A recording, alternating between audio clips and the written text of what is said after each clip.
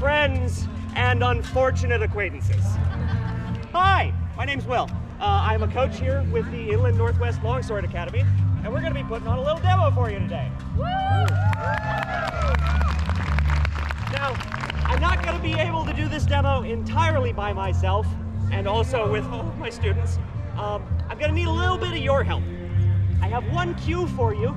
You think we can do that? Think we're capable? Woo! Yeah, hell yeah. All I need you to do is every time I do this, I just want you to go, "Hey Will, what's that?" Because I'm going to say a bunch of weird stuff, and I'm going to need you guys to ask me what it is. Yeah. Okay? Yeah. So, we are Spokane's currently only Hema club. Hey Will, what's that? Thank you, you're on it. Hema, or Historical European Martial Arts, is the study of historical European martial arts, ranging from around 1300 all the way up until 18th and 19th century. We count bayonet fighting from, the Boy Scouts manual, if anybody remembers that, as historical European martial arts. So, with all of that said, what we do here at the Inland Northwest Longsword Academy, in particular, is an art called Kunst des Fechtens. Hey Will, what's that? Already on it, man. So, Kunst des Fechtens is, in fact, in German, the art of fighting. Not just fencing, fighting.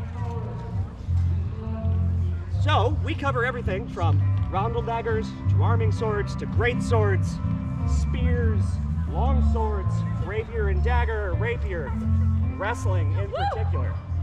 Hell yeah. So, to set the scene, the year's around 1300, right?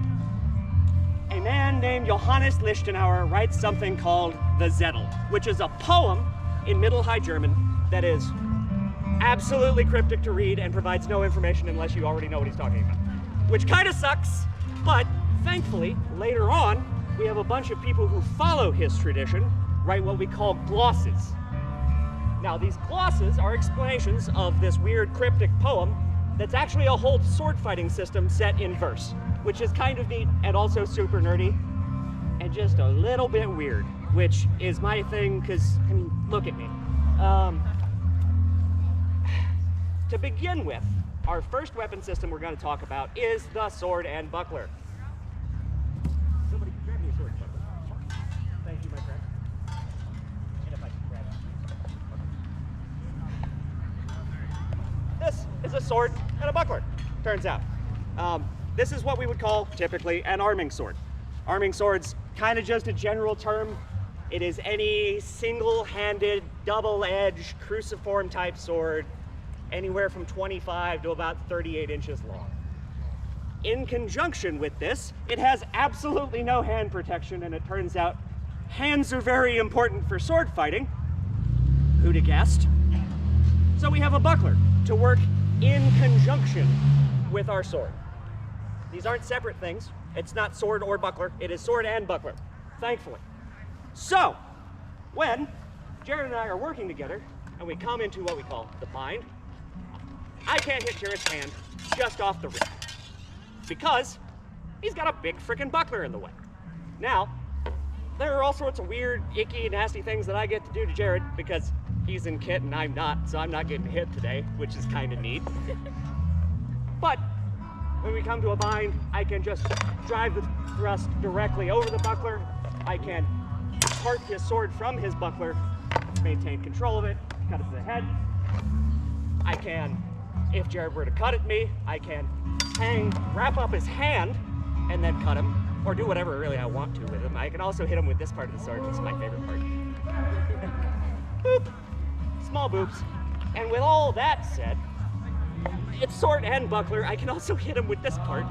Typically, a 2 to 3 metal dish is kind of a bad thing to take to the teeth, turns out.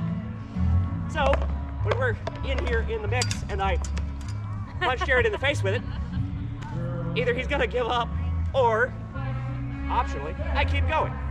Depends on how killy I'm feeling with Jared.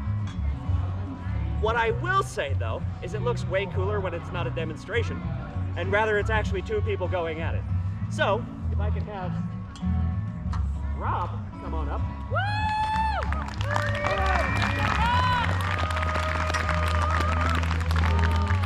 These two are gonna go at it for a little bit for you. I'm getting there. I'm getting out of your way first. Fencers, are you ready? Ready. Lay on.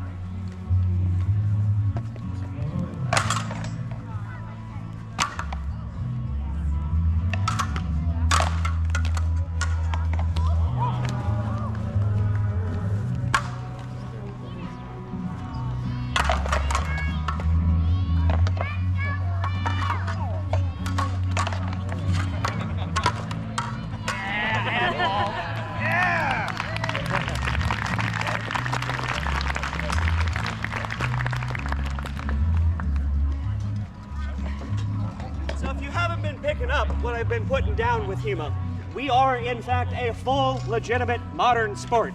There are brackets and tournaments and national and international competitions here. Thank you very much, my friend. I love holding swords. I do, trust me. That's kind of why I wear the pants. But it's a whole thing, and we do it in here, in Spokane, 3 times a week.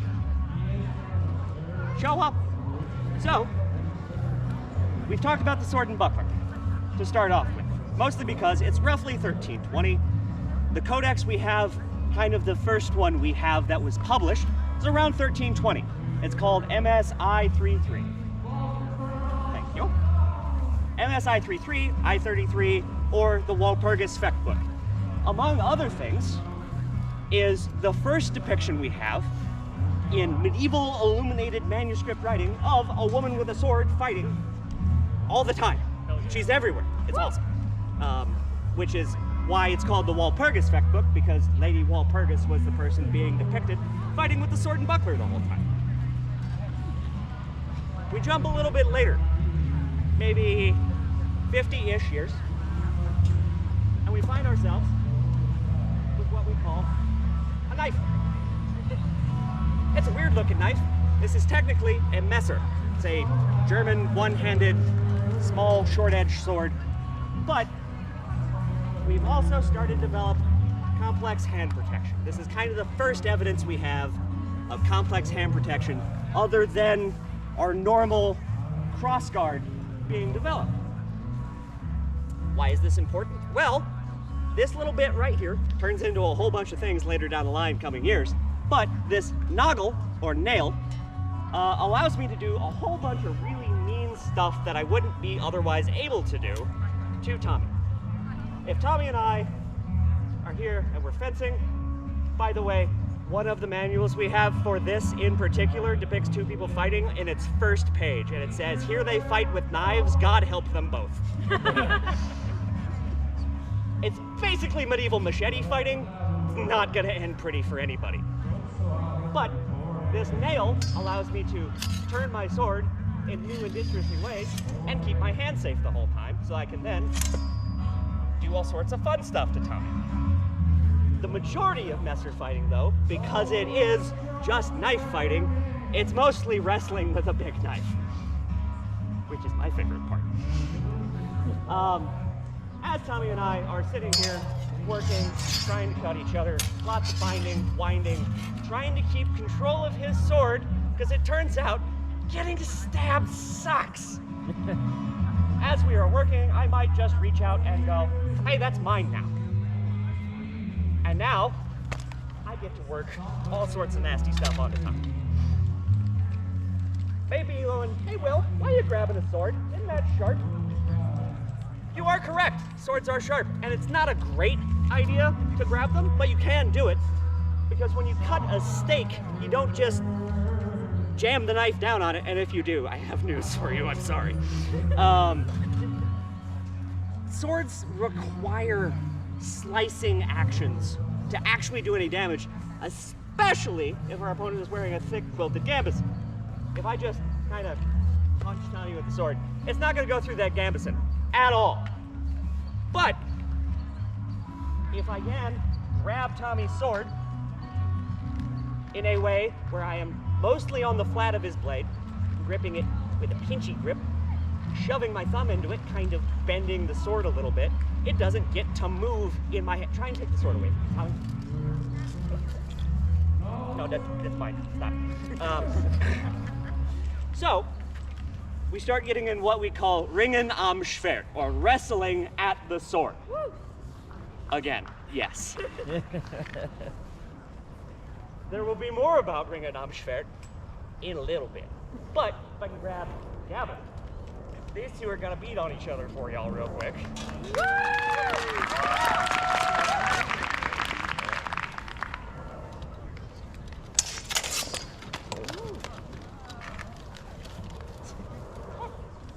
Nice go.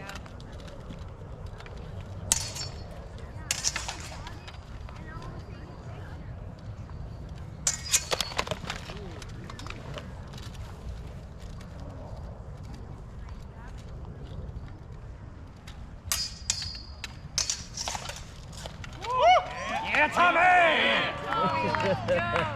All right, gentlemen, one more. Give it for us.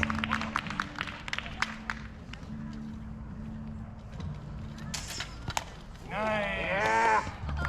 Give it up for Gavin and Tommy.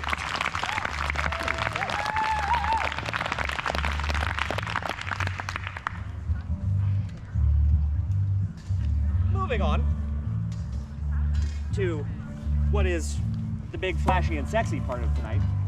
Ish, kind of, somewhat. We have the longsword, which is my personal baby. This is my old sword, but the primary portion of the Zettel is focused on fighting with the longsword. This particular weapon is so useful at so many different things. It is the Swiss multi-tool knife thing that I forgot the name of right as I walked up here, which is incredible, Will. Good job. It's a multi-tool. I have every single available portion of this weapon to do awful, incredible, nasty things to people with. If I can grab a volunteer. Thank you, Devin. If Devin, yeah, go purple. If Devin assumes the position of bomb cog or from above, and we start working, and I want Devin to maybe try and hit me. If it doesn't work, I get to use the pommel, I get to use the point, I get to use the edge. I also get to do all of our Meisterhau, which are kind of secret German anime moves. They all have names. I try not to shout them, but it happens. So wait for that cut to come in again, and I just get to do all sorts of weird, funky stuff in ways that you don't think the sword originally moves, which is why, again, Kus's Festens was originally a secret art until it became common knowledge, and then everybody started doing it, and it stopped being secret. With that being said, though, there are so many parts of Ringen am Schwert that come into fighting with the longsword. This was primarily a secondary weapon. This is kind of like switching to your longsword is faster than reloading, if anybody catches that reference. But I can crash in, hook the pommel into Devin's hands, and pull him down, and keep that hand locked the whole time. I can, in fact, just shove his hands up all the way, pommel him to the head. I can half sword, punch him with the quillen, because it turns out 5-6 inch steel rod to the side of the temple.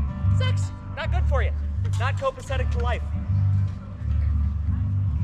Goober, give it up for Goob. Woo! These two are going to beat on each other for a little bit while I try and remember English. Thank you. So hard.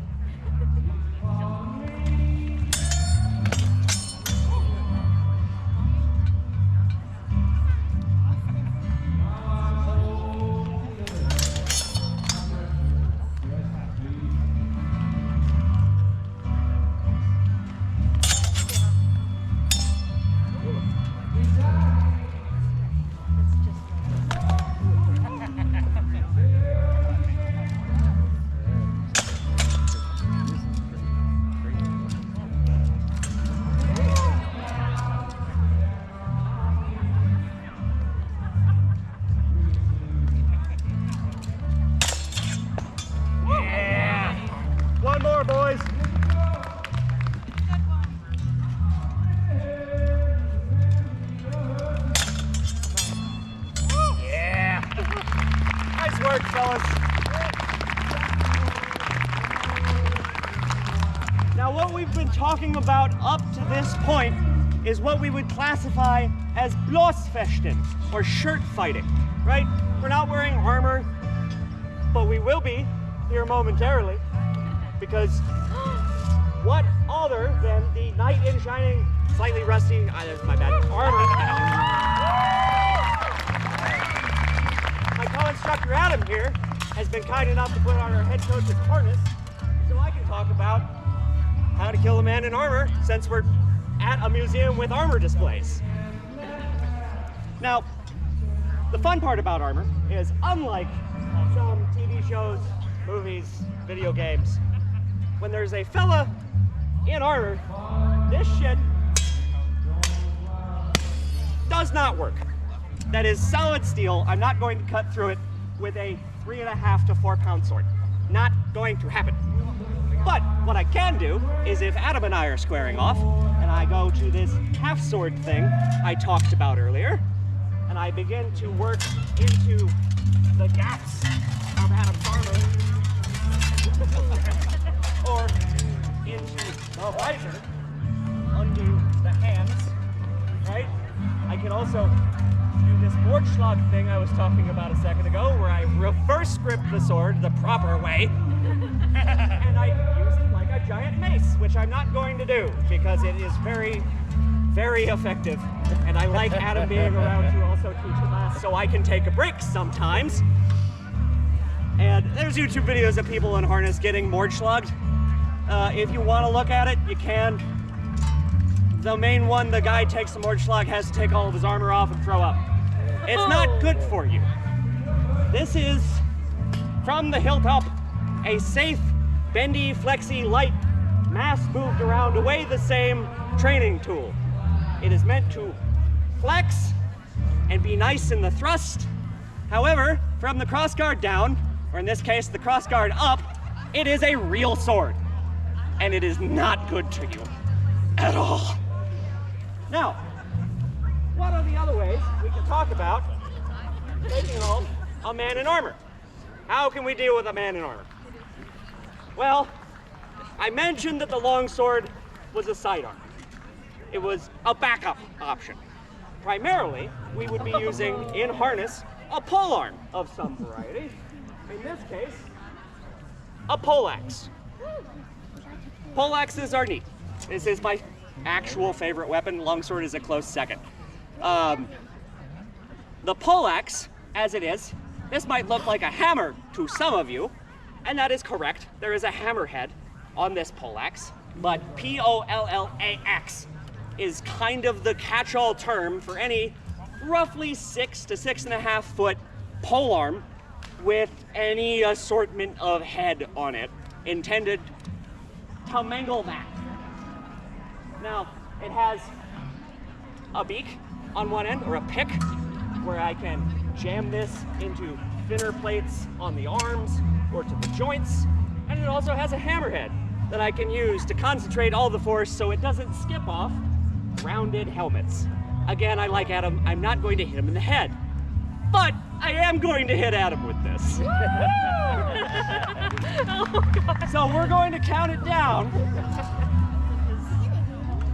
and I'm gonna hit Adam on 3. 3.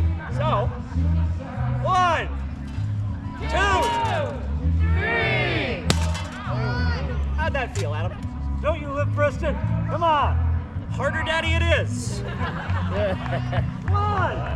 2, 3. Oh! How'd that feel, buddy? It tickled a little. Tickled a little. Left a dent across the front of your breastplate and caved it in about a ½ inch. So, yeah.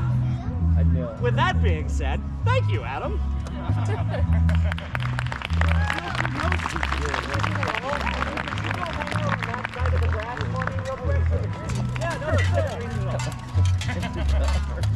to move on to the next portion of what we were talking about, we begin to talk about the death of knighthood, right? We start getting into the era, the early modern era, the late 1500s, mid 1600s, when countries stopped using heavy cavalry as their linchpin portion of their military force, their strategies, right? Now, with this being said, the advent of gunpowder came along. Everybody say hi to Chris. Hi, Chris. There is some small rumor that knights hated gunpowder and that no one used it, and then it finally took, gunpowder was used by knights first, as soon as it showed up. They went, wait, I get to kill people from over there? Yes, please. This stuff sucks. Right here sucks. Let me kill them from over there. And so they started. Now, by the late, or like middle 1500s, beginning of the 1500s, we have what we call the arquebus. Now, the arquebus is a matchlock black powder weapon. That slow match that Chris unwrapped is a slow-burning piece of cotton specifically designed to set off gunpowder. That's the stuff, if you hear about Blackbeard shoving cannon fuses into his beard, that's slow match. Now, we also have the advent of armor to deal with early modern firearms. Now, these firearms in particular fired kind of slow, reloaded kind of slower, but one thing they were good at was punching holes in poorly made armor. Now, we also get bulletproof from this same period of time. So, when you think about it, there is a chance that a knight might go to a smith, and that smith had made a cuirass, right? Breastplate, backplate. Now, this breastplate and backplate put together is a cuirass. Somewhere on this cuirass is going to be a small ringed mark with a kind of a splash effect around it. That is because the smith, or platener, took that cuirass and breastplate and shot it out behind his workshop to put a proof mark that it could stop bullets, where we get bulletproof. Bang! Adam did not invest in good armor.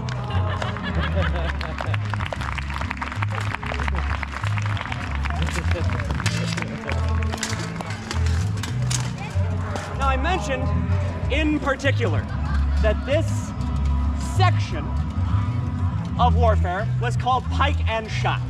We just showed you the shot portion. For the pike portion, pikemen! Woo! Anywhere? They're in the crowd. They're busy teaching. I'm proud of them, but at the same time, get over here! Nathaniel! Let's go! Pikemen! Get over here! It's impossible to get good help these days. Stop hitting them with hammers. The hammer portion might have something to do with the lack of good help. You're not incorrect. No. But I will also mention that yes, we don't have any black powder on site. That is an actual functioning matchlock. The last time I shot a co-instructor for a demo, I had to do a lot of paperwork. So we decided to do a little theater of the mind for you. We can just imagine Adam being viciously gunned down in the front lawn of a museum. All right. Now, with Adam not actually being shot, I will also ask the theater of the mind to continue ever so slightly, mostly because I don't know if you've ever tried to move 17-foot-long spears in a Toyota Tacoma, but it's not easy. So we have some short spears and some actual length, kind of short still pikes. They're about 17 feet long. They're a little on the short side. Period pikes got up to around 22, 23-ish feet. Pikes up.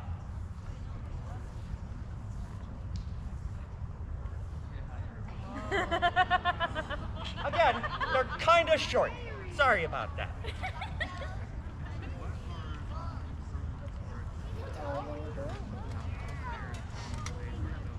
All right, prepare to march. March. Or does it just look like there's a I think it's the angle. Prepare to stand. Stand. Form line left. Face the audience. Yeah, just get her around. You're good. You got it. You're picking it up. Hell yeah, there we go. Didn't even practice this one. Hell yeah. So that is a pike, and that is a pike. And yes, they're a little wibbly wobbly, and I'm very brave for standing right here. With all of that said, the objective of pike and shot warfare was not necessarily decimating the enemy force down to a man. It was more so stab them and hang out longer than they did until their morale broke and they ran away. It might look something like this. Charge your pikes.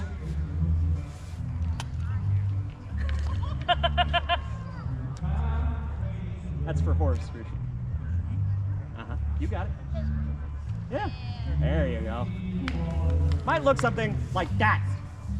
But, you know, about 500 to 600 of them per unit. And then, you know, a bunch of arquebusiers and also short weapons. In this, we talk about the short weapons. If I could have my big gay sword, please.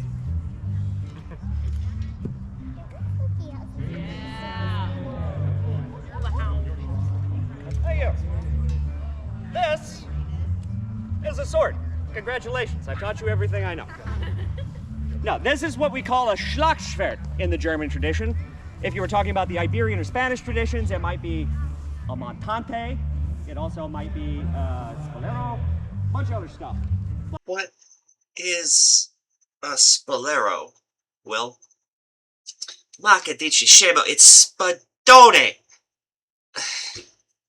But, in particular, this Schlagschwert is a Flambeer Schlagschwert. It looks like it is on fire on the blade. The big wavy crescent cutouts in particular.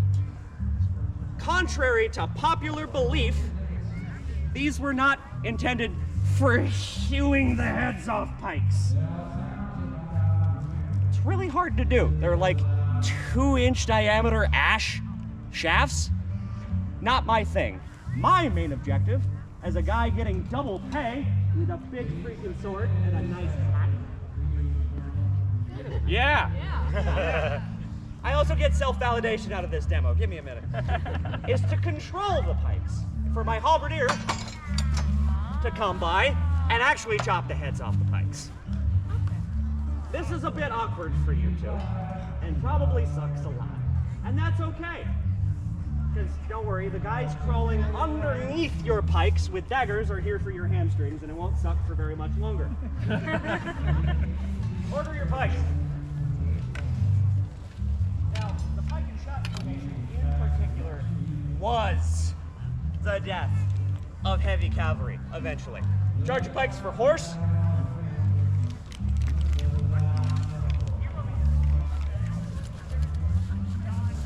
Horses, contrary to popular belief, while they do only have two thoughts, homicide and suicide, they do not like running on long pokey things. You have to train them a lot to make them do that, and they just do not like it. But this in particular is kind of meant for the horse, but mostly meant for the guy that's going to be sitting about neck height where that spear tip is. Which would be a bad day for him, because they're actually not holding in the ground is. Now these pikes might snap, or he might get pulled off of his horse, and then, you know, 14 people will jump on top of him and stab him with daggers, because this is all you need for a guy in armor.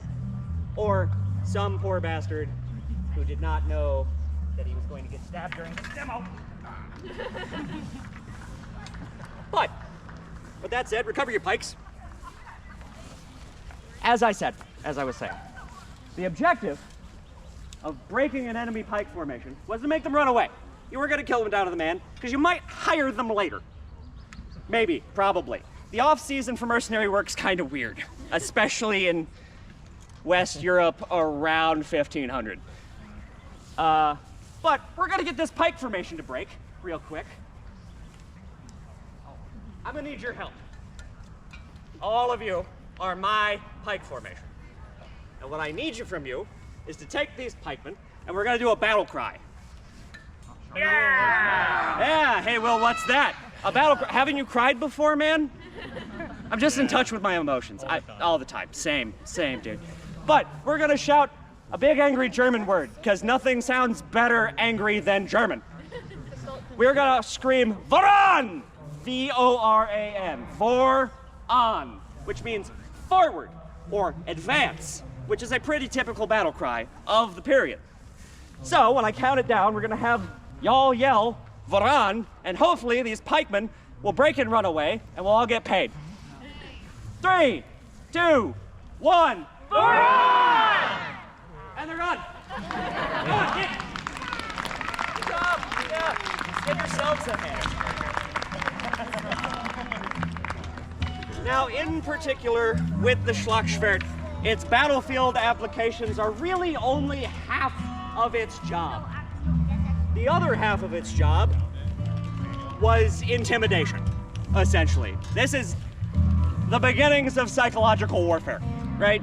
You just don't want to get hit with this thing. In Renaissance and early modern Germany, they would use these for riot control. And also, in particular, bodyguard work, which pays way better than being a cop. So, if I can have my VIP up here, please. Tanner! Tanner! It's that time, my friend.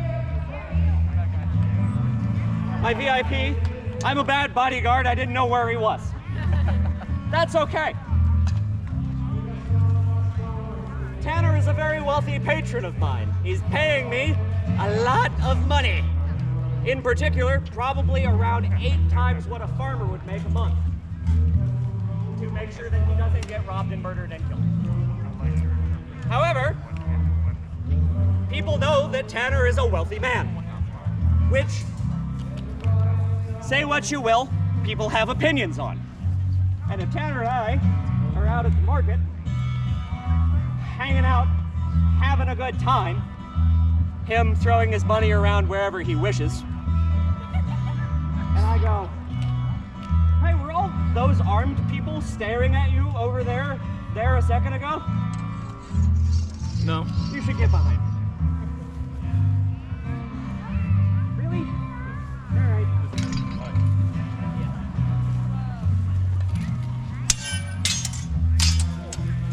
You guys get in there. I'm not doing this. No. Someone get him! Not a chance. Ah! Go! That was a payday. You got any money? My paycheck just ran away with yours. What about You your take hat? a sword. It's worth nothing. Give me your sword. All the pawn shops in town know me. What do you got? My boots don't even have soles in them, man.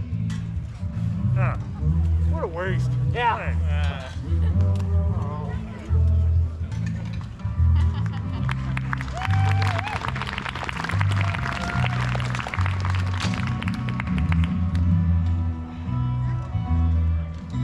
Good job.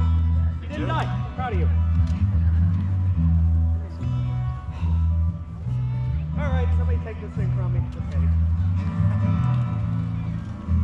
Also, gonna bring up a point about the greatsword for half a second. Any D&D fans in the house? Woo, woo, woo. Hell yeah. That's what I like to hear. What is the greatsword in D&D?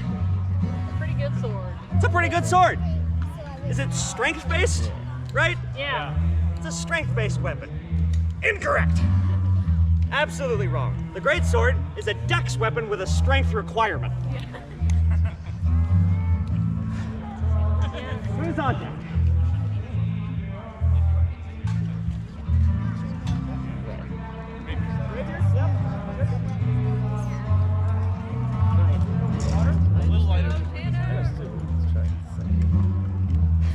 So we get a little bit past the early modern period. We start moving in to 1600s, 1700s, all the way up into the 1800s-ish. And we start dealing with the advent of the rapier. Now the rapier, unlike the greatsword, is a dex-based weapon in D&D. This is also factually incorrect for D&D to call it this. This is a strength weapon with a dex requirement. Huh. It weighs as much as my longsword does, and I only get to put one hand on it. Huh. My wrist's bad, so this is gonna be a quick portion of the demo for me, anyway. Now the rapier is a thrust-based weapon that can also cut However, when we apply math to sword fighting, you get the rapier. The rapier itself is just a way to find angles and direction. And in that, we apply the point quickly, efficiently, hopefully kind of flashy, because I mean, look at it. As I said, it can also cut. Grappling with a rapier is a thing. It definitely happened. More hand parries happen, though. So instead of earlier when we were grabbing sword blades, now I'm batting cuts away from me, or thrusts away from me, and applying my own point. With that being said, I'm going to grab water and have Devin come up here. Purple! Purple! What's going on? All right, don't actually kill each other, please. I need you for stuff. Yeah, whatever happens, happens.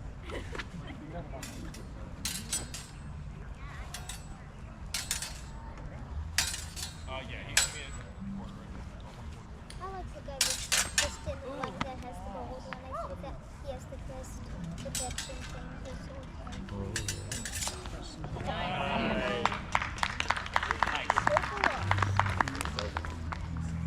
Look at that guy's video.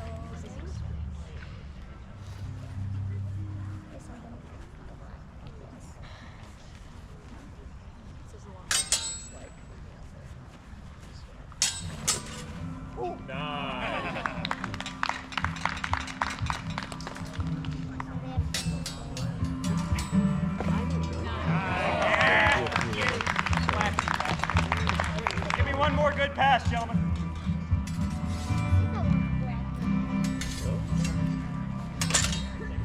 Hey, look at this.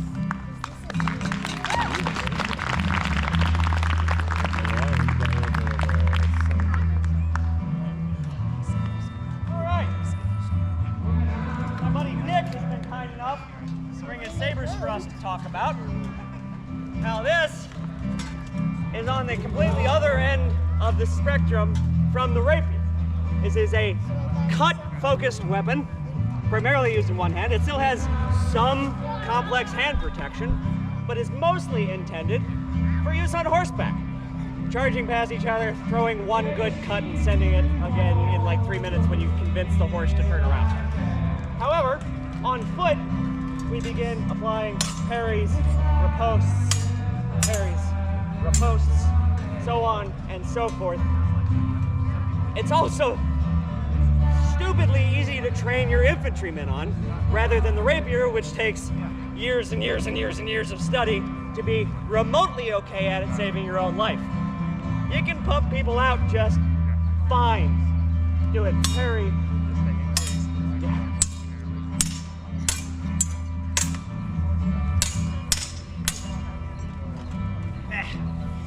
Yeah, Nick's too slippery. I can't get him. Hi, Gavin. Would you? I'm tired. Yeah, I can die for you. Thanks.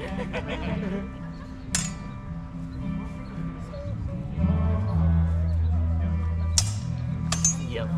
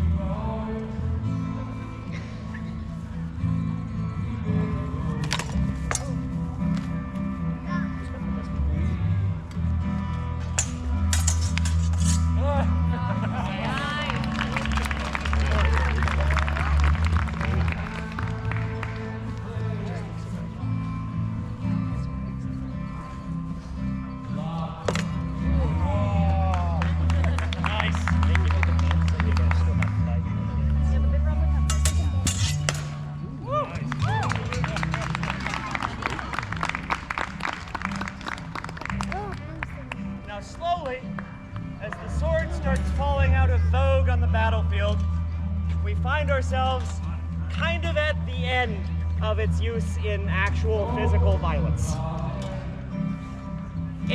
kind of goes to the Olympics from here, right?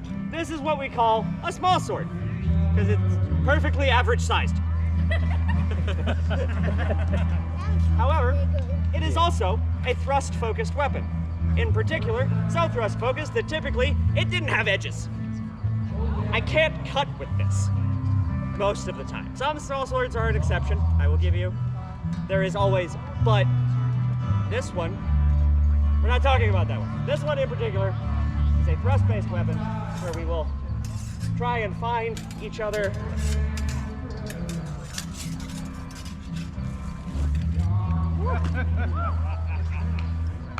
Thank you. And this turns into foil and epee shortly after it stops being actually used to stab people. With that being said, Nick, when you're ready, my friend. Grip's a little rattly. You want to grip it?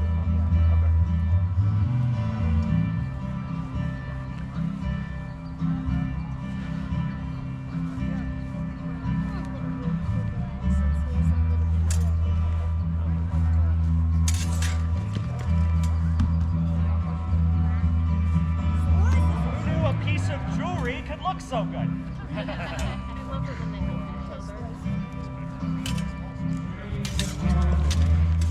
Good. Nice.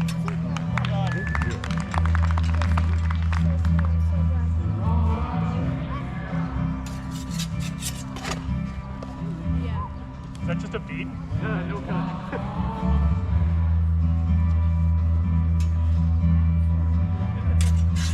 Yeah, nice.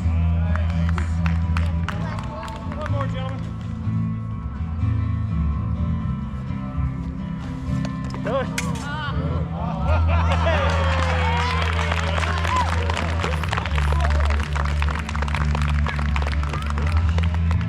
And with that, that is the end of our demo for the evening.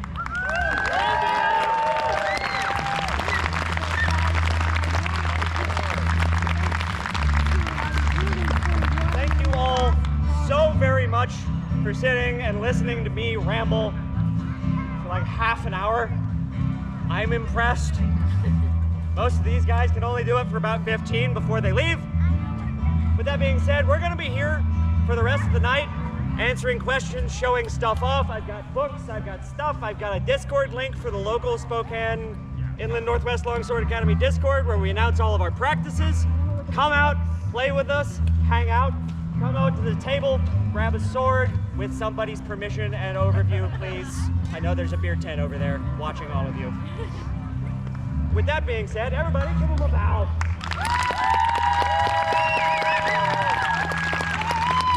I couldn't do it without my students. Thank you all so very much. Have a good night.